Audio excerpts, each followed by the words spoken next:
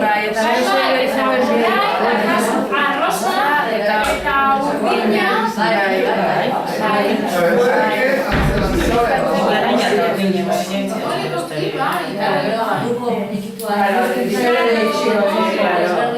Eta hor, kapitalismoa berriro badago. El capitalismo vende identidad de género, porque eso da pasta. Eso da pasta. Eta gainera, dago esaten dutena el impuesto rosa. Arrosak diren gauzak garestiagoak dira. Abai? Eta gainera, hor berriro islatzen da, zelan ikusten dugu modu perbertso batean, edo zelan perbertitu dugu berdintasun kontzeptua, ez? Berak esan duena, ez? Salvo. Salvo, large, washing instructions. Get this, say to your woman. Es su trabajo.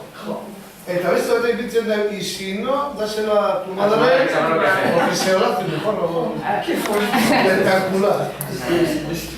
Espectacular.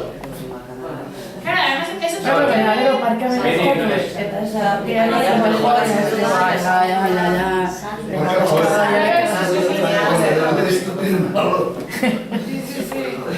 Gaina, egiten dute lotura. Bueno, alde batetik ematen dute que esa ropa es para un hombre heterosexual, que tiene mujer. Eso es no diazteko. Baina gero aldi berean, zelan lotzen dute, ez, emaztea amarekin. Esaldi txiki batez, baina.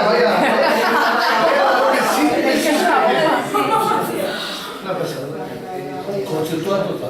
Horrekin lotuta dago esaldi bat, bueno, agur, oso handiz daratzen dago, egun dagoen egoera, gizonen arteko dagoen egoera batez ere maitasun harremanekin lotuta, ez? Eta sexu harremanekin lotuta, eredu heterosexual barruan. Dicen que los hombres quieren mujeres que están muertas y las mujeres quieren hombres que todavía no han nacido. ¿Cómo? Los hombres quieren o desean o buscan mujeres, modelos de mujer que ya no existen, mujeres que están muertas, y las mujeres queremos hombres que todavía no han nacido. Zer esan nahi du? Guk emakumeok iraultza handia egin dugula, eredu femenino hori zalantzan jarri dugu eta aldatu dugu, baina eredu maskulino ez da ezer aldatu. Eta orduan, horrela gertatzen da. Hau da, egungo egoera, Baina, bueno, eta lehen aipatu dozuen moduan, gero, barkamena eskatu dute, hauek esanez, konpontzeko guk hobeto egiten dugula, ez de reconocimiento perverso. Hori bebai... Ipintzen da zuzenean, que pretendía ser un cumplido a las habilidades domésticas de las mujeres.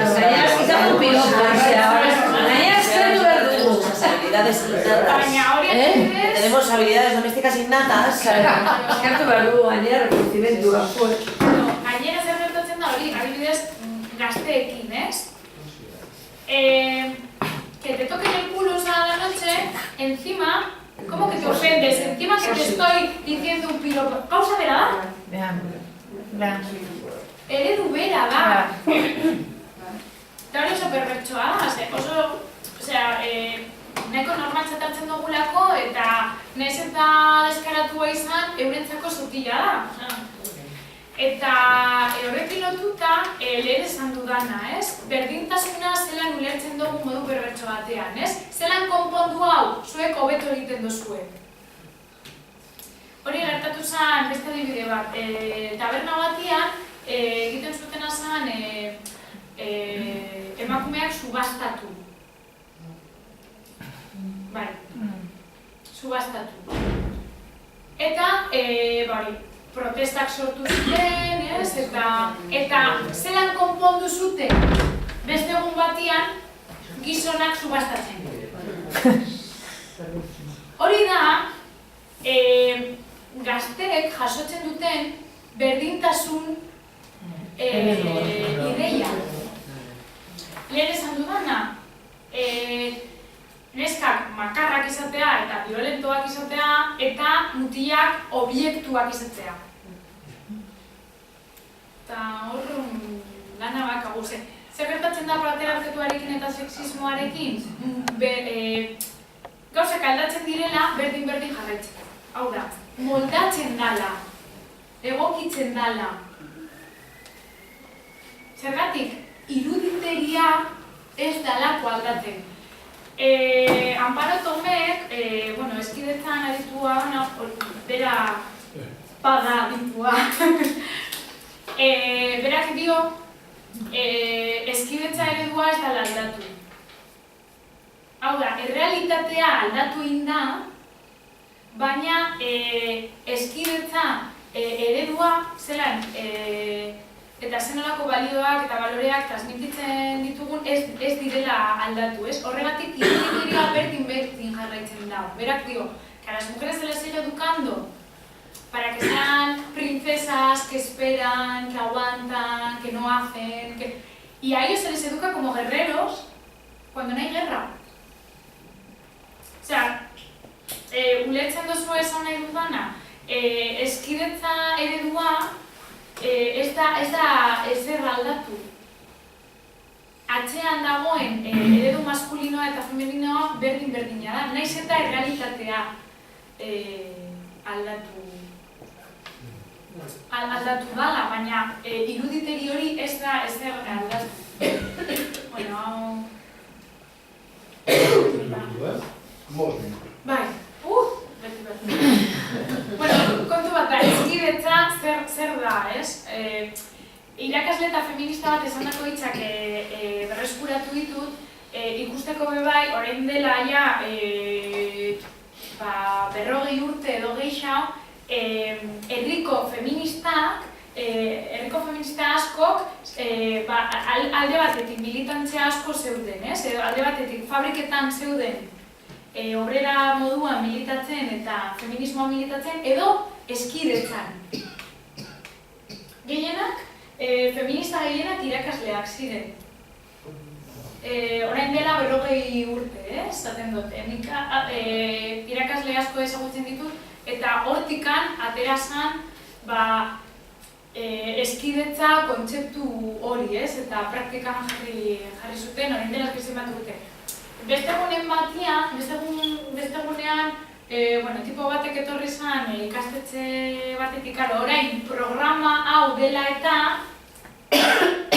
behartuta gaude zeo zer egitera ikastetxeetan.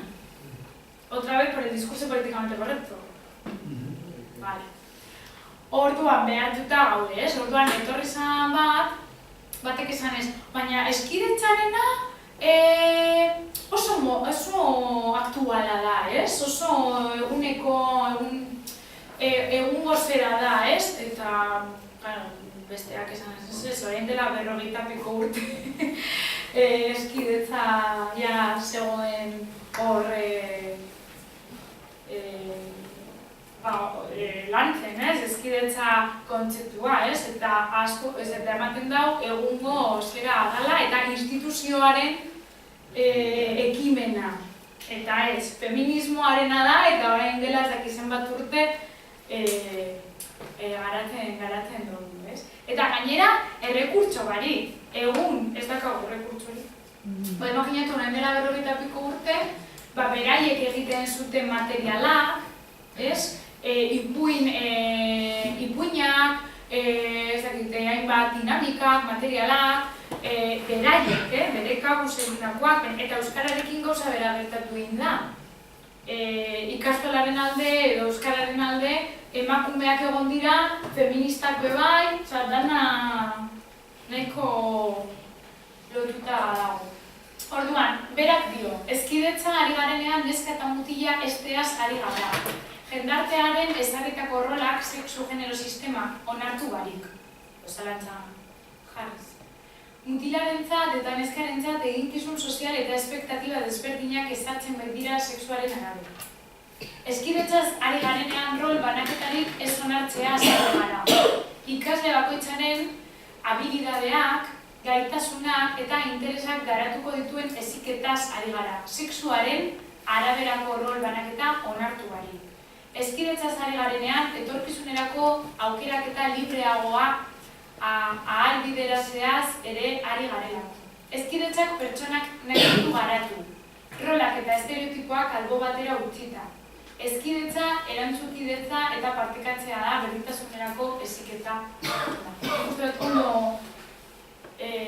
azaltzen du zer da, ez?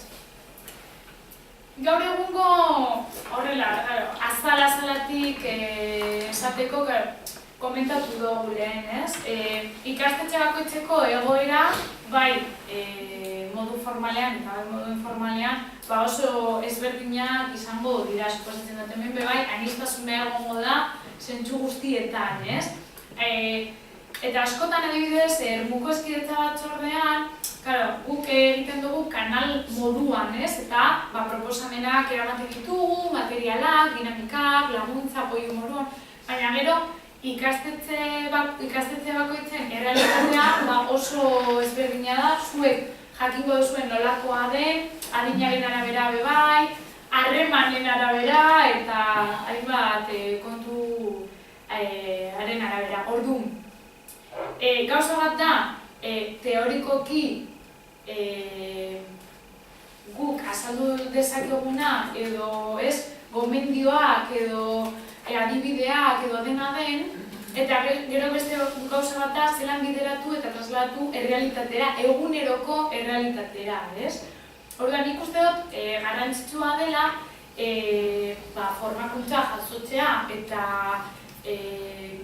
horretatik hori lantzea, baina bebai saioak egitea, baina ikuspegi praktiko batetik, ez? Hau da, zuri zer gertatu zaizu, edo ezkedakate mutil bat, edo emakume bat, neska bat, edo egoera bat, eta ez dakit hori zelan bideratu hezkidetzaz, ez? Landuta, edo... Bai, eta horregatik nik pentsatzen dut, nire esperientzagatik bai, gaur egungo ezberdintasunak gazteekin lantzeko halako dekalogo bat, ez? Aintzat hartzea garrantzitsua dela, baina gero hori, zuen errealitatea oso ezberdina izango da edo oso anitza. Baina nik uste dut garrantzitsua dela, alde batetik indarkeria matxista lantzea eta amodio eredu erromantiko horrekin lotzea eta beste hainbat gauzekin lotzea. Sexu genero rolakin eta sexu genero sistemarekin lotzea. Lotura dakalako. Bestela ez dugu zer aldatuko. Eta hori lantzeko, profesionalak daude, dinamika eta material asko daude, nik nahi baduzkute bidaliko dizuet referentzia, ikiztertzen dalako agakit. Eta gero, indarkeria matxista lantzeko, baina hori, ez bakarrik indarkeria fizikoa, baizik eta batez ere lantzea indarkeria simbolikoa, psikologikoa, sentipenekoa, halako kontuak, ez? Bigarra, protektore itzabe baizartuko dute, ez? Halako eredu asko dago. Claro, el caballero es un cabrón. Es un violento. Es un violento. Eta ez da horrela ikusten. Paternalismo. Eta oso ondo tratatzen dituzte emakumeak, oso, ezer behar duzu eta behar ez duzuna ematen dizute. Eta behartzen ez baduzu orduan violentzia da, zuzara txapa. Hori. Eta horako... Eta nik gogoratzen dut, zer dela irakasle gizonak zirenak, oso majoak, baina gurekin, neskeekin oso protekzionistak zirenak. oso kaballero soak zirenak, ez? Eta hori bebai sexismoaren aurpegi bat da, ez? Eta askotan ez dugu horrela ikusten. Horregatik, hori bebai maitasuna erromantikoarekin lotuta dago, ez? Zer bilatzen dugu, uno que nos proteja, eta non ikusten dugu, por eso 50 sombras de Grey. Munduan zer dakagu, mesedez. Eta gazten artean badakate Crepúsculo, pero es lo mismo que 50 sombras de Grey. Baina gazteentzako zuzenduta. Adibidez, hori lantzea.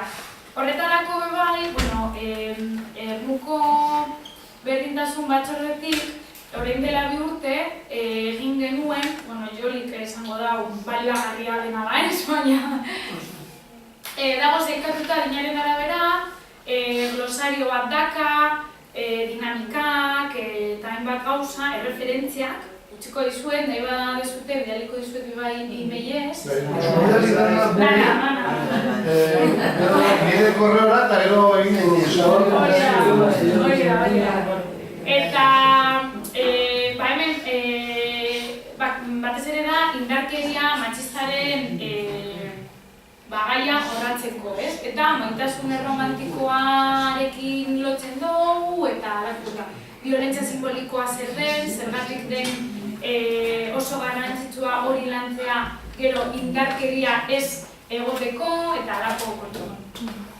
Gero, lan diskriminazioa, hau eurentzako da, como eso, todavía no lo veo. Baina, emakumeen errekonozimendu falta edo femeninoa eredu hori errekonozimenduaren falta, emakumeen askatasun falta, ez? Beti epaituak, bakarrik emakumea izateagatik, bai.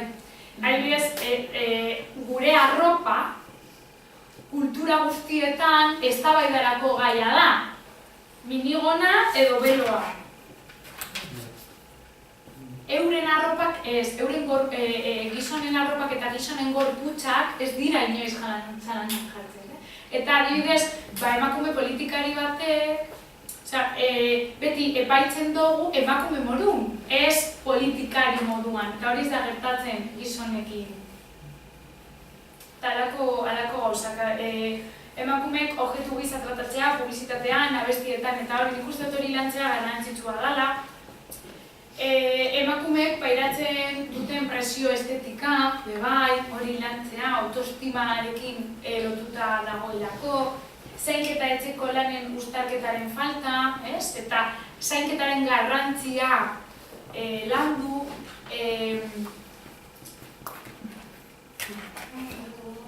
pasatuk erizuet, ez? Hau, lotzen da hori matxismoak da hiltzen gaituena, eta ez beste zeo zer. Indarkeriaren atzian, indarkeria matxistaren atzian, sexu genero sistema hori dago. Eta hori da dagoena, eta horrekin lotu beharko dugu, ez? Errepikatua eta barneratua gizonen eta emakumeen artean izan den ezberdintasuna indarkeria matxistaren oinarria bat da. Eta hortik landu indarkeriaren kontua, ez? Hori, sexu genero sistema eta indarkeria matxista oso garbi ikusten da, ez?